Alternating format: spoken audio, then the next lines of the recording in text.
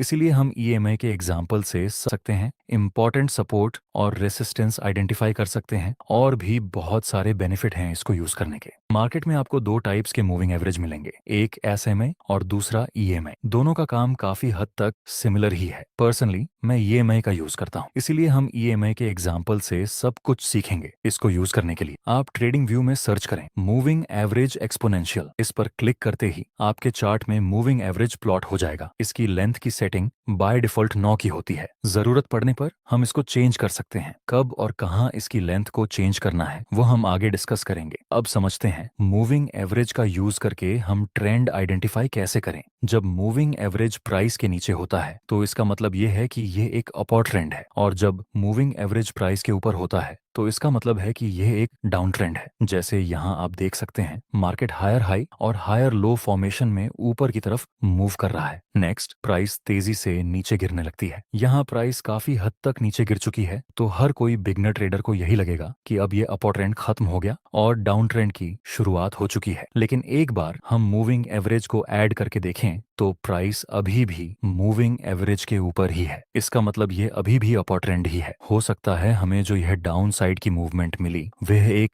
Pull back हो। अभी हम इसको डाउन ट्रेंड तो नहीं बोल सकते, क्योंकि प्राइस अभी मूविंग एवरेज के ऊपर है और आगे प्राइस ने अपना अपर ट्रेंड कंटिन्यू किया भी। नेक्स्ट एग्जांपल, यहाँ शुरुआत में प्राइस एक लोअर हाई लोअर लो फॉर्मेशन में नीचे आ रही थी और फिर एक बड़ा मूवमेंट हमें ऊपर की तरफ मिला। ऊपर की तरफ बड़ा मूवमेंट देखकर हम इसको अपर ट्रेंड कंसीडर नहीं कर सकते, क्योंकि प्राइस अभी भी ईएमआई के नीचे ही है और आगे प्राइस ने अपना डाउन ट्रेंड कंटिन्यू किया भी था। अब समझते हैं कि मूविंग एवरेज को हम सपोर्ट और रेसिस्टेंस की तरह कैसे यूज कर सकते हैं। यहाँ अभी प्राइस मूविंग एवरेज का सपोर्ट लेकर ऊपर की तरफ मूव कर रहा है, मतलब यहाँ ईएमआई ने सपोर्ट का काम किया। आगे हाईली चांस है कि जब प्राइस इस ईएमए के आसपास आए तो यही ईएमए का सपोर्ट लेकर मार्केट फिर से ऊपर की तरफ जा सकती है, और आगे यही हुआ। प्राइस ने ईएमए का सपोर्ट लिया और ऊपर साइड एक बिग मोमेंट बार इस रेसिस्टेंस ईएमआई को टच करके नीचे गिर रहा था। तो आगे भी संभावना है कि प्राइस फिर से इस ईएमए का रेसिस्टेंस लेकर नीचे आ सकती है, और यहाँ ऐसा हुआ भी। प्राइस ने ईएमए का रेसिस्टेंस लिया और एक बिग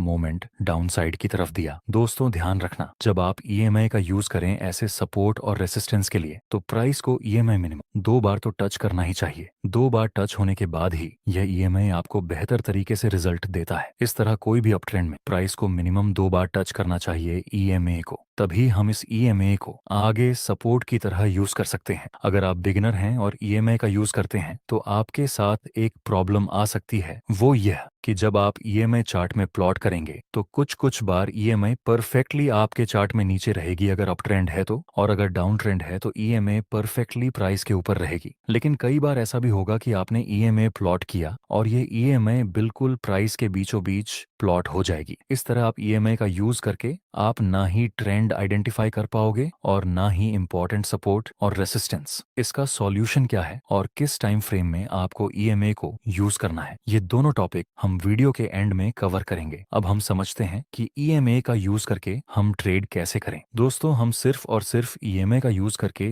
एक भी ट्रेड नहीं करेंगे, हम प्राइस एक्शन के साथ ईएमआई का कॉम्बिनेशन करके ट्रेड करेंगे, जिससे कि हमें बेहतर रिजल्ट मिले। आप देख सकते हैं अभी की प्राइस ईएमआई के ऊपर है, सो ये एक अपर ट्रेंड हुआ। अपर ट्रेंड है तो हम बाय की अपॉर्चुनिटी फाइंड करेंगे। यहाँ नीचे प्राइस ने 2 बार ईएमआई को टच भी किया है, इसलिए हम इसको आगे एज अ सपोर्ट यूज कर सकते हैं। 2 बार प्राइस ईएमए का सपोर्ट लेकर ऊपर गया था, तो आगे भी संभावना है कि तीसरी बार ईएमए के पास आए तो फिर से एक अपसाइड मूवमेंट मिले। नेक्स्ट प्राइस आती है ईएमए के पास, तो क्या हमें यहाँ बाय में एंट्री कर लेनी चाहिए? नहीं, हमें कुछ और भी कंफर्मेशन देखनी चाहिए, जैसे कि कोई कैंडलस्टिक पैटर्न, कोई सपोर्ट रेजिस्टेंस। यहाँ जिस जगह पर प्राइस ने ईएमए को टच किया उस जगह पर पहले एक रेसिस्टेंस लेवल था जो कि अब एक सपोर्ट का काम करेगा। उसके बाद हमें डोजी प्लस कंफर्मेशन कैंडल का सिग्नल मिला। अगर आप ध्यान से देखें तो इस डोजी कैंडल का लोअर शैडो बहुत लंबा है। इसका मतलब इस कैंडल में तो बायर्स का डोमिनेंस है और ईएमए का सपोर्ट तो था ही। अब हम बाय में एंट्री कर सकते हैं, क्योंकि हमें प्राइस एक्शन के अनुसार भी बाय का सिग्नल मिल रहा है और ईएमए के अनुसार भी बाय का सिग्नल मिल रहा है। स्टॉप लॉस हम इस डोजी कैंडल के लो से थोड़ा नीचे रखेंगे और प्रॉफिट टारगेट रेसिस्टेंस के पास आप चाहे तो प्रॉफिट टारगेट को ट्रेल भी कर सकते हैं। दोस्तों फाइनली हमारा प्रॉफिट टारगेट कंप्लीट हो चुका है। नेक्स्ट एग्जाम ईएमए के नीचे है तो यह डाउन ट्रेंड हुआ। ईएमए अब रेसिस्टेंस का काम कर सकती है क्योंकि यहाँ 2 बार तो प्राइस ईएमए का रेसिस्टेंस लेकर नीचे आ चुका है, तो तीसरी बार भी संभावना रहती है कि प्राइस ईएमए का रेसिस्टेंस लेकर फिर से डाउनसाइड मूवमेंट दे। डाउन ट्रेंड है तो हम सेलिंग की अपॉर्चुनिटी फाइंड करेंगे। नेक्स्ट प्राइस आती है ईएमआई के पास और 3 ब्लैक क्रो की फॉर्मेशन बन चुकी है। 3 ब्लैक क्रो जिसमें सेलर्स का डोमिनेंस होता है और इसी जगह पर हम एक परफेक्ट ट्रेंड लाइन बना सकते हैं। यह ट्रेंड लाइन भी रेसिस्टेंस का काम करेगी और ईएमए भी। अब हम सेल में एंट्री कर सकते हैं क्योंकि प्राइस एक्शन और ईएमए दोनों की तरफ से हमें सेम टू सेम सिग्नल मिल रहा है सेल करने का। प्रॉफिट टारगेट के लिए हम नजदीकी सपोर्ट का यूज करेंगे और स्टॉप लॉस 3 ब्लैक क्रो से थोड़ा ऊपर रखेंगे।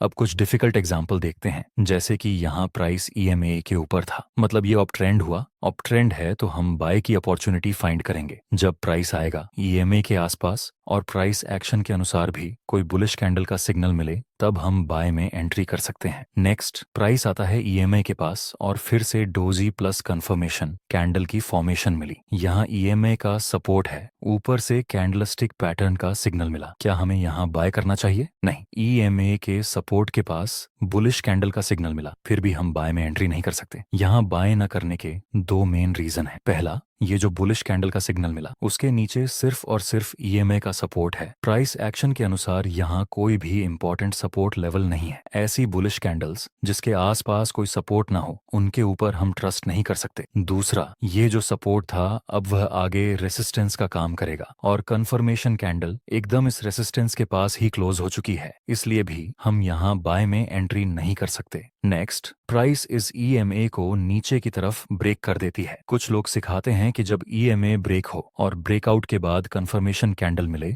तब आप एंट्री कर सकते हैं, लेकिन दोस्तों ये बहुत ही रिस्की काम है। आपको रिटेस्ट का वेट करना चाहिए। आगे हम देखें तो मार्केट ईएमए का ब्रेक डाउन देने के बाद रिटेस्ट करने के लिए भी आता है और shooting star plus confirmation candle की फॉर्मेशन मिली। अब हम सेल में एंट्री कर सकते हैं। स्टॉप लॉस इस शूटिंग स्टार के हाई से थोड़ा सा ऊपर और प्रॉफिट टारगेट रखेंगे हम इस सपोर्ट के पास जो पहले रेसिस्टेंस था। आगे देखते हैं क्या होता है। हमारा प्रॉफिट टारगेट हिट होता है या स्टॉप लॉस। अभी अभी हमारा टारगेट कंप्लीट हुआ और तुरंत ही मार्केट ऊपर चला गया। ये ट्रेंड तो डाउन का है ऐसा समझ के अगर हमने बड़ा प्रॉफिट टारगेट रखा होता और ये इंपॉर्टेंट लेवल को इग्नोर किया होता तो हमारा टारगेट हिट होने से पहले स्टॉप लॉस हिट हो जाता। इसलिए सपोर्ट और रेसिस्टेंस को हमें इग्नोर नहीं करना चाहिए। इस स्ट्रेटेजी की एक और खास बात है जिसको मैं पर्सनली फॉलो करता हूँ। यहाँ प्राइस ईएमए के ऊपर है लेकिन प्राइस और ईएमए के बीच में बहुत ही ज्यादा गैप है। यूजुअली ऐसा होता है कि प्राइस ईएमए के नजदीक आती है, लेकिन ऐसे समय जब प्राइस और ईएमए के बीच में गैप हो और कोई बुलिश सिग्नल मिले बाय करने का प्राइस एक्शन के अनुसार, तब सब कुछ परफेक्ट होने के बावजूद भी हमें बाय नहीं करना चाहिए। जैसे यहाँ आप देख सकते हैं इस इंपॉर्टेंट लेवल के पास बुलिश कैंडल का सिग्नल मिला। अगर हम यहाँ बाय में एंट्री करते हैं तो जाहिर सी बात है हमारा स्टॉप लॉस हिट हो जाता, क्योंकि यहाँ प्राइस और ईएमए के बीच में बहुत ज्यादा गैप था। अब उसका सॉल्यूशन बताता हूँ जिसके बारे में हमने स्टार्टिंग में डिस्कस किया था। जब आपको ईएमए एकदम प्राइस के करीब मिले तो ऐसा होने का पहला रीजन है कि जब प्राइस साइडवेज रेंज में हो और आप इसको अप्लाई करें तो साइडवेज रेंज में ईएमए काम नहीं करता। इसको आप सिर्फ ट्रेंडिंग मार्केट में ही यूज कर सकते हैं। दूसरा रीजन कि हर टाइम फ्रेम में एक ही लेंथ की ईएमए का यूज करना। मान लो कि यह 1 दिन की टाइम फ्रेम है और ईएमए 100 पीरियड का, तो इसी लेंथ का ईएमए आप 5 मिनट की टाइम फ्रेम में यूज नहीं कर सकते। आपको ईएमए की लेंथ बदलनी पड़ेगी। ईएमए के सेटिंग्स में जाकर लेंथ वाले ऑप्शन को सिलेक्ट करना है। बाय डिफॉल्ट इसकी लेंथ 9 की होती है। आप यहाँ इसकी लेंथ चेंज कर सकते हैं। स्मॉल टाइम फ्रेम के लिए आपको ईएमए की लेंथ कम रखनी चाहिए, जैसे 9, 12, 21, और बिग टाइम फ्रेम के लिए आपको ईएमए की लेंथ बड़ी रखनी चाहिए, जैसे 50, 100, 200। जैसे जैसे आप ईएमए की लेंथ बढ़ाते जाएंगे उसी हिसाब से ईएमए और प्राइस के बीच का गैप बढ़ता चला जाएगा। जैसे 9 ईएमए प्राइस के बहुत ही करीब होती है, 21 उससे थोड़ी दूर, 50 उससे भी दूर और 100 और 200 ईएमए प्राइस से बहुत ही ज्यादा दूर होती है। Generally most of the trader 9, 21, 50, 100 EMA का यूज करते हैं। दोस्तों ये वीडियो आपको कैसा लगा? अपना रिव्यू